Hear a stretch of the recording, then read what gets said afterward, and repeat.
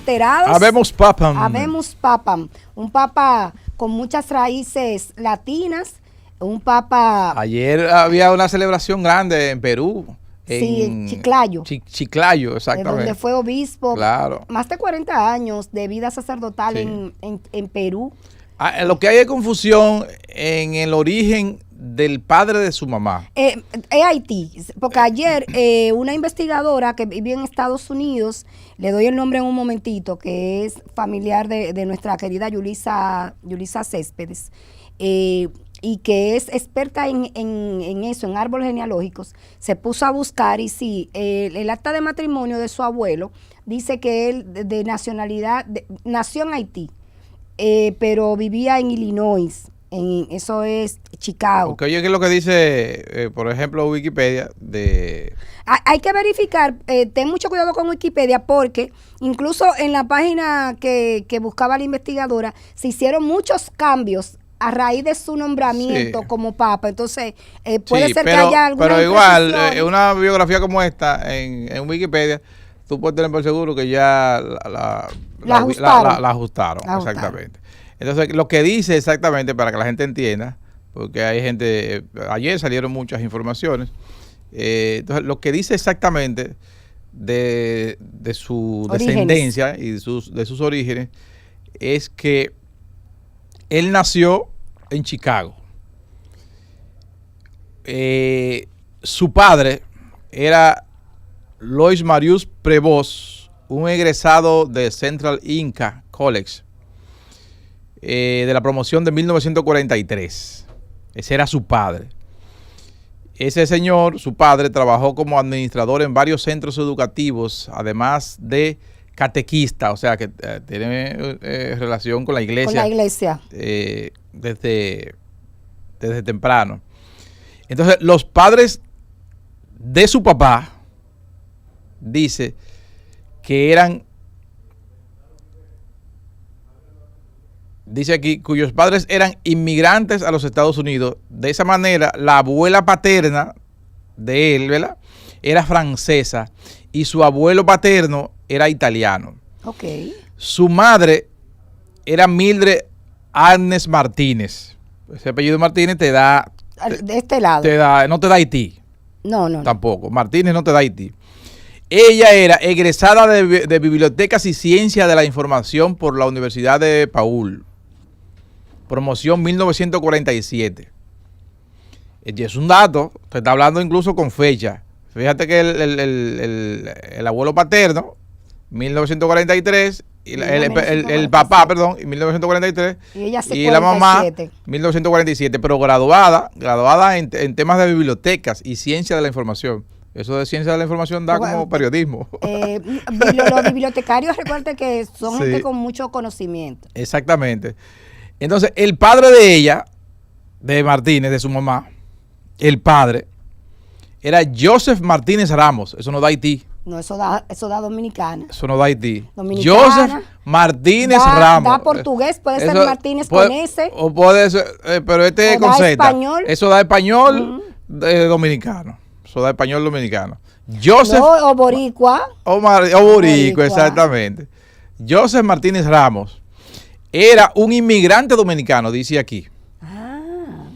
Y su madre, la madre de él, Louise Baquier, era una criolla de Luisiana, de ascendencia francesa, africana y española, del siglo XIX. Hay discrepancias respecto al lugar de nacimiento de Joseph Martínez Ramos, el abuelo materno de León, o sea, ¿verdad?, el papá No sabemos de su si mamá. nació aquí entonces. Dice, en la partida de nacimiento de su hija, su lugar de nacimiento es declarado como República Dominicana. Okay. Sin embargo, en el censo de 1900, su lugar de nacimiento figura como Haití. Ajá. Por eso te digo, hay una Exacto. acta de matrimonio Ujú. que figura como Haití. Además, su ocupación fue definida como fabricante de puros. Ah, es Y dominicano. su raza fue determinada como negra. Es dominicano. ¿Dónde porque- en Haití producen tabaco? No, tú has escuchado de que el tabaco Yo haitiano. no recuerdo, ¿no? No, ni yo. Del cubano sí. Cubano, en Puerto Rico, nosotros, pero Exacto. Así como que no tenemos referencia del Y tabaco en Haití. dice también que tiene 2 hermanos, esto con lo otro. En definitiva, la confusión está dónde Es de nació la isla. su Por su lo menos abuelo. de la isla. Exactamente, Es de la isla. su abuelo Sí. Su abuelo materno. materno, exactamente, porque por vía del padre son europeos. Exacto. Ahí está. De hecho, cuando... Mira, hay gente que está llamando, ¿será que tienen algún dato? Sí, de hecho, cuando se hace el nombramiento, cuando se hace el anuncio del Papa, los medios salieron inmediatamente, esos medios internacionales que ya tenían su cobertura, ¿verdad?, bien ajustadita, y donde hay mucho seguimiento del tema católico, de que era de origen español y francés.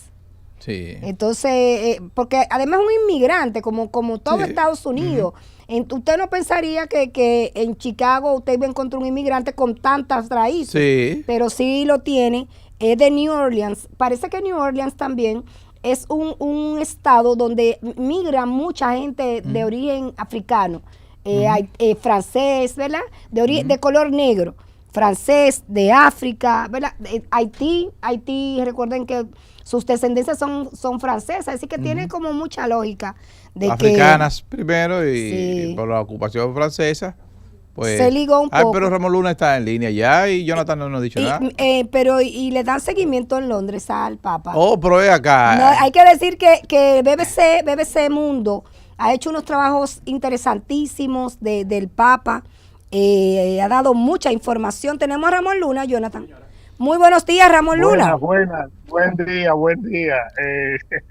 Mira, yo consulté un artículo que publicó el periódico El Mundo, escrito por Ana María Ortiz, y cuando ella desglosa el árbol genealógico del nuevo Papa, al llegar a Joseph Norval Martínez, su abuelo, se queda la duda porque ella pone Santo Domingo o Haití. Bueno, Ahí- pero eso decíamos, Sí, es de eso- la isla.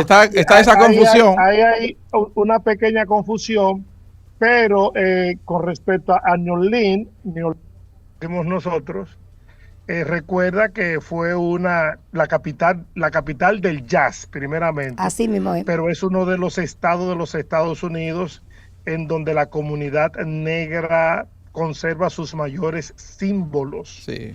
Recuérdate que New Orleans fue una de los estados en donde la esclavitud tuvo una presencia tan acentuada como Mississippi, North Carolina, South Carolina, y era una especie de ciudad refugio. O sea que el Papa tiene su negro detrás de la oreja también. Claro. Protegidos. Ramón. Por eso New Orleans tiene es cosmopolita con relación a la procedencia de mucha gente que, aunque haya nacido o emigrado a los Estados Unidos, eran originarios de minorías que eran muy discriminadas. De todos modos, yo no creo que en Haití haya mucho Martínez Ramos. ¿Verdad, Ramón? No, Ese no es un apellido que porque, pueda abundar allá, ¿no? lo que tú dices tiene lógica, pero por ejemplo, mis hijos son Fulcar Luna. O sea, y de repente han nacido en Reino Unido. Entonces, Sí. si en algún momento llegan a una posición importante, mucha gente dirá, bueno, pues en Reino Unido no hay muchos Lunas, Fulcar Luna. Sin embargo, no se le puede negar la condición de ciudadano británico. Claro. Sí, yo voy a decir que de lavapiés. Ya eso es una osadía tuya. Mira. De todas formas, aquí lo verdaderamente importante es que su conocimiento del mundo latino, del mundo latinoamericano, su vínculo con Latinoamérica, que hay que decir que él es ciudadano peruano. Él tiene la ciudadanía peruana también. Sí, naturalizado. O sea, que estamos hablando de un papa peruano, aunque no se destaque mucho. Lo Bueno, importante la mayoría de su vida es la vivió en ese Perú. La ha vivido en vínculo le va a Perú. permitir a él una buena comunicación con una Latinoamérica en la que el catolicismo, como tú decías hace un par de programas, ha ido perdiendo fuelle por el incremento, por el avance del protestantismo y de todas estas religiones emergentes. El catolicismo ha ido perdiendo, y un papa que pueda comunicar bien en español, un papa con el que el mundo latinoamericano se siente identificado, podría ser una herramienta para frenar esa sangría en una iglesia católica que tiene serios problemas financieros, que es uno de los retos que vienen afrontando los papas desde Carlos Wojtyla, Juan Pablo II, quien intentó desde el 1978 reformar el Banco Vaticano y la Curia Vaticana. Es bueno que la gente sepa que cuando se habla de la Curia Vaticana, estamos hablando de esos cuadros que en el Vaticano tienen el manejo de los asuntos políticos, y sin importar quién sea el Papa, es una especie de clan de cardenales italianos. Entonces, por ejemplo, las finanzas del Vaticano reflejan un déficit en torno a 100 millones de euros. Es mucho dinero para un estado pequeño que genera muchísimos ingresos y que se presume no tiene muchos gastos. Oye, este dato, Ramón. Oye, este dato. Prevost votó en las primarias demócratas del 2008 y 2010, pero entonces votó en la republicana del 2012, 2014 y 2016. Entonces votó por Trump. En las primarias, no necesariamente, pero votó en las primarias. No, lo escogió como candidato. Bueno, el perfil. O sea, pero ha votado en los dos partidos. Sí, porque fíjate, ahora en el lenguaje de la geopolítica y de la política internacional y de los debates sociales, se usan dos términos: progresista o conservador. Exacto. Que es una forma de llamar. Progresista es esta corriente woke que se identifica con las minorías LGTBI y ese tipo de cosas. Y los conservadores son esa clase tradicional con sus costumbres de familia nuclear y ese tipo de cosas. El perfil del Papa es de un Papa progresista. Y de hecho, él es aupado como cardenal por Francisco hace 2 años, que es posible que sea el primer papa que consigue eso, ser investido papa con apenas 2 años en el cargo, de cardenal. Sí. Sí, pero aquí lo importante no es si él votó por los republicanos, si él votó por los demócratas. Aquí lo importante es si él va a continuar con esa ofensiva que empezó Ratzinger, continuó Francisco, de denunciar y de afrontar el tema, por ejemplo, migratorio, si va a seguir suavizando esa acritud que ha habido históricamente desde la iglesia hacia los homosexuales. Hay una papa caliente dentro del catolicismo y es el tema de los divorciados, que ese fue un muro con el que Francisco se chocó, y vamos a ver qué pasa con este papa, porque son excomulgados los divorciados. Entonces, cuando son excomulgados, el hijo de un divorciado no es bautizado dentro de la iglesia, a pesar de que Francisco dio una directiva que obligaba a las parroquias a bautizar a los hijos de católicos divorciados. Muchas se resistieron y no lo ejecutaron. Entonces vamos a ver, porque hay una lucha intestina a lo interno del Vaticano entre ese cardenalicio duro, conservador, y estos cardenales nuevos. Recuérdate que Francisco nombró 108 de los actuales cardenales. Y hay una pugna ideológica a lo interno de la iglesia y vamos a ver cómo eso termina, porque estamos hablando de poderes muy consolidados. Mira, para terminar esta parte, Francisco ordenó una auditoría en el Vaticano, obligando a todos sus departamentos a que le dieran informes financieros a una comisión independiente que él creó. Y ese informe se guardó en una caja fuerte del Vaticano. Ese informe se guardó, eso ocurrió en el 2022. Y una noche antes de ser retirado para que le fuera entregado al Papa Francisco, la bóveda en la que estaba guardado ese documento fue reventada. Mágicamente la Guardia Suiza no estaba protegiendo la bóveda y el informe desapareció. Eso habrá que hacer una película. Así está el Vaticano. Para explicarlo. Claro. ¿Verdad? Así anda el Vaticano. Decir, Ramón, que siendo sacerdote, Prevost estuvo en La Vega 2 veces, en el 2006 y en el 2011, en el colegio agustiniano. También en La Vega se expresó alegría por su designación, porque hay gente ahí que ha vivido y convivido con él. Incluso vi una de las entrevistas que hacía José Adriano Rodríguez a feligreses de La Vega, que decía que incluso llegaron a viajar con él a Perú. Sí, es un hombre muy sencillo, Wilkie. Sí, sí. Es un hombre con fama de ser una persona sencilla, una persona llana, asequible. Dicen que tiene una particularidad que lo diferencia de Francisco, y es que él escucha. Es que Francisco era argentino. A tener un papa. Es que Francisco era argentino. Bueno, sí, y callar a un argentino cuesta.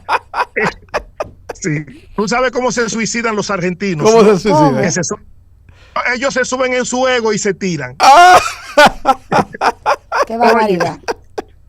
Mira, tenemos buenos amigos argentinos, así que además hay poca cosa tan buena como asadero en los argentinos. Sí.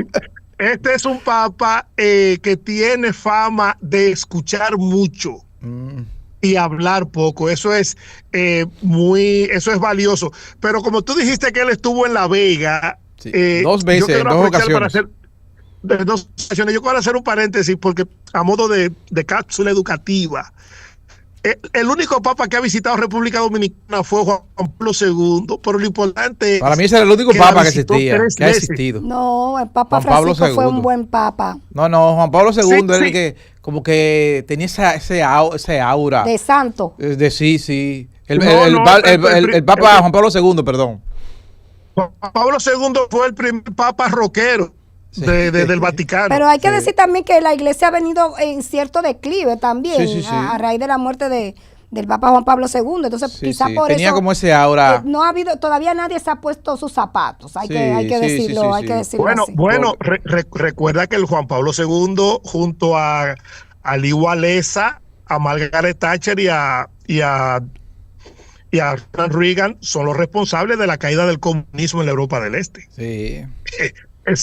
Y aparte de eso, anotaron eso. Juan Pablo II sufrió un atentado de Ali Kagan, el turco, que le dio un disparo, y él, cuando se recupera, lo recibió, lo visita a la cárcel. Sí, lo visitó, no lo recibió, sino que lo visitó. Sí. Lo visitó a la cárcel y lo perdonó. O sea, el Papa Juan Pablo II tiene una serie de hitos a su alrededor que lo convierten en un papa especial, en una cosa distinta. Y estuvo en Santo Domingo en el 79, en el 81, y también estuvo en el 92, cuando se celebró el 5º centenario del descubrimiento de América. Quería dar eso a modo de cápsula. Así es. Ramón, en el plano local sigue siendo tema definitivamente la situación lamentable que ocurrió en el YEPSE. Ya se cumplió un mes, el pasado jueves se cumplió el primer mes de esa tragedia sin precedentes en la República Dominicana. Hasta ahora hay 39 querellas y denuncias. Ayer hubo un grupo de abogados, incluyendo el representante de la familia Narri, que depositó... O Nadal. En el caso de la familia Narri, Nadal. No, Nadal, de la familia Nadal, recordemos que Narri... Bueno, pero la muchacha era apellido Narri también. Sí, pero quien interpone es la familia Nadal. Es la familia Nadal. Ok, bueno, pero el abogado ha solicitado, él y otros, han solicitado a la Procuraduría información sobre las diligencias que han venido haciendo hasta ahora, porque ha estado bastante opaco el tema, y hay la duda de si realmente se está trabajando. Esta semana se produjo el incautamiento oficial, de manera oficial, del inmueble donde funcionaba la discoteca. La gente lo ha considerado tardía esa acción, pero se está pidiendo a la Procuraduría que dé a esos abogados información que le lleve certidumbre.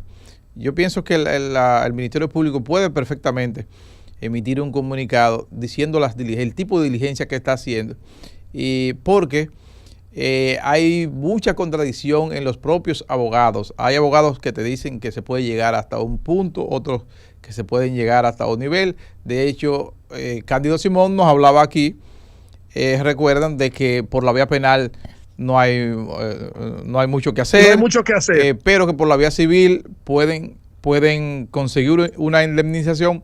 Hay gente que definitivamente no le interesa, conseguir una indemnización en términos económicos, pero sí exigen que se haga justicia. Ahora, el que plantea que se haga justicia puede ser que lo que quiere es ver preso a los dueños de la discoteca. Claro.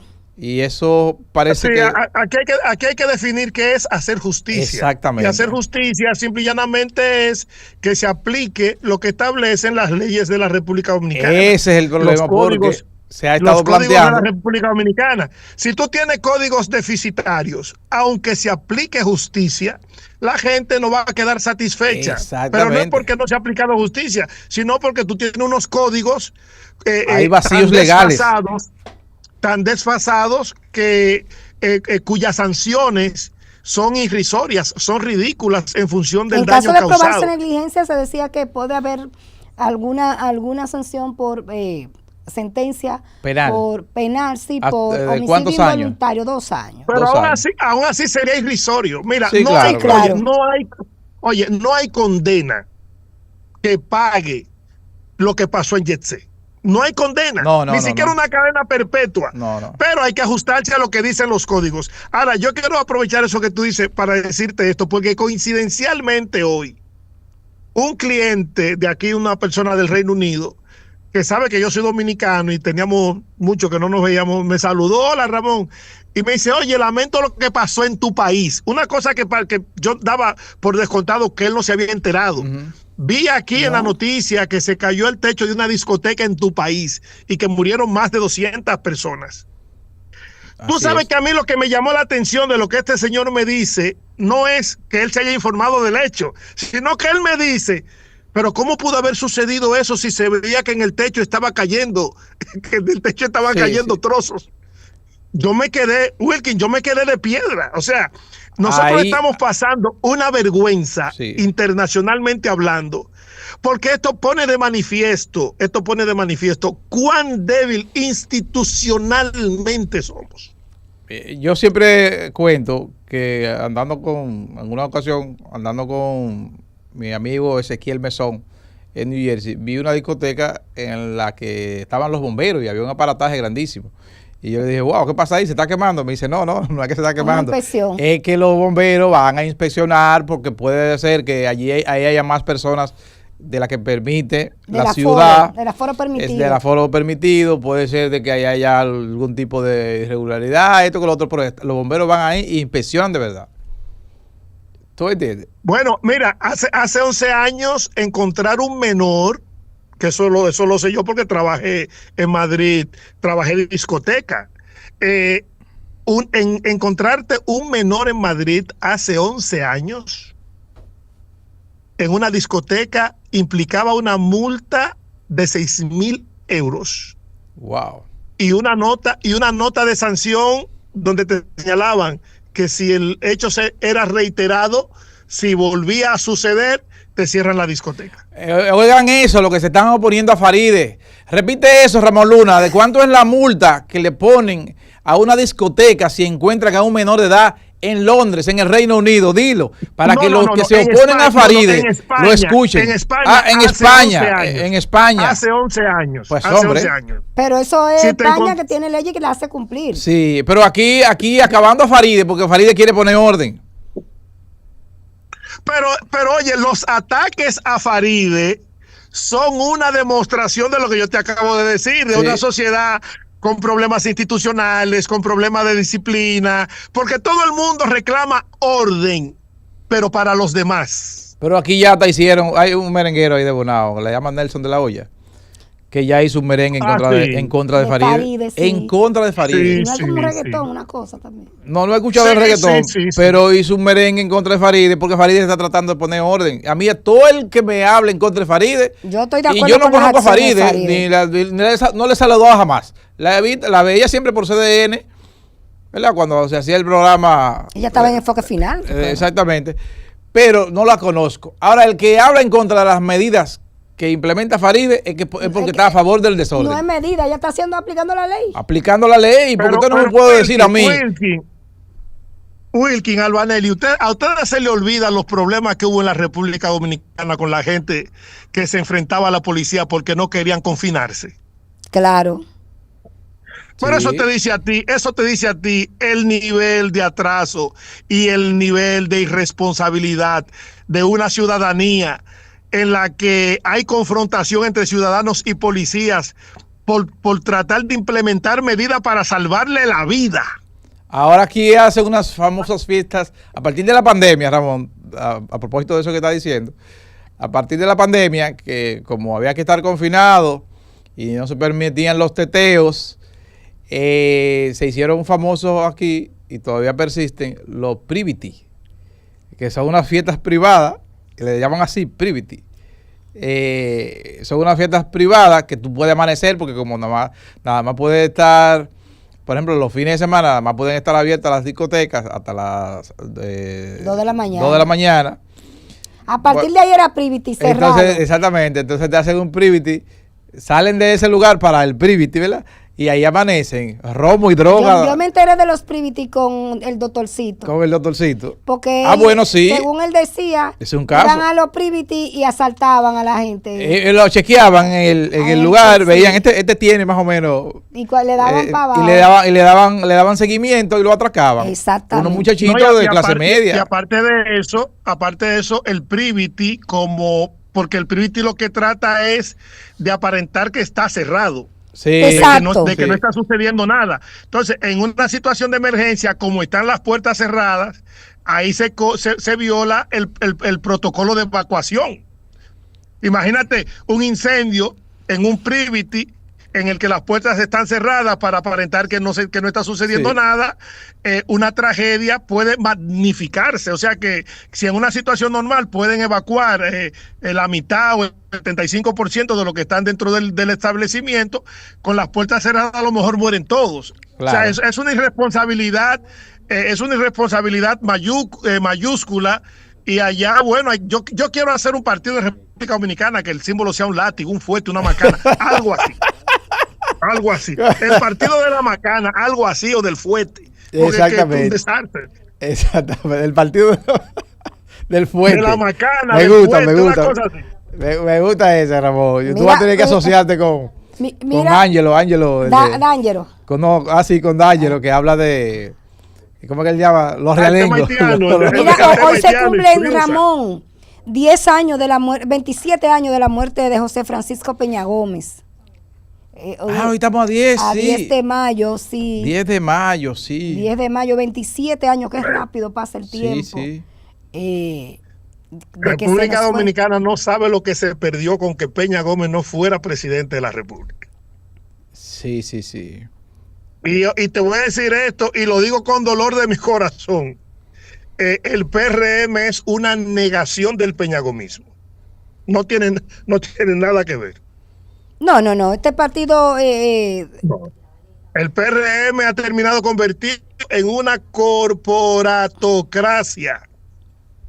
Bueno, Ramón Luna es presidente del PRM allá. En Londres. ¿Y por qué dice Ya, eso? pero eso, Bueno, eso, pero- eso, pero eso es gomígrafo. Tú no haces nada con una organización partidaria si le atas de pies y manos, no dándole ningún tipo de ayuda, de facilidades, no necesariamente en materia de empleo, porque hay muchas formas de fortalecer el liderazgo político de un dirigente a nivel medio y a nivel alto.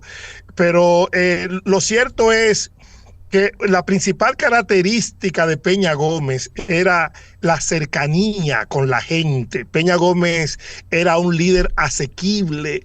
A Peña Gómez le abrazaba a todo el mundo. Cuando Peña Gómez caminaba por la calle, era uno más. Entonces, cuando yo digo que el PRM es una negación de eso, me refiero a esta nueva práctica en la que a la dirigencia media y a la militancia del partido se le hace casi imposible contactar con un funcionario.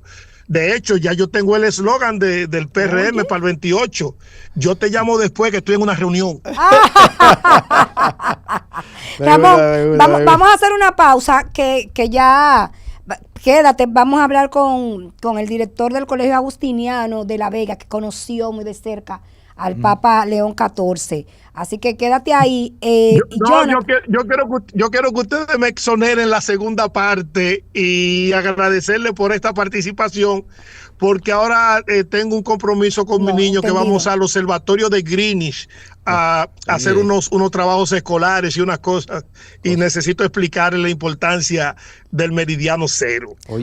Pero bien, yo he ido a esa zona.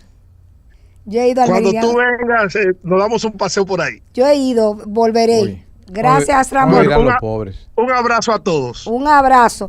One Click, tu experto local en Apple, encuentra todos los dispositivos y accesorios en nuestras tiendas ubicadas en Ágora Mall, Galería 360, Sanville, Blue Mall Santo Domingo, Blue Mall Punta Cana y Plaza Paseo en Santiago de los Caballeros.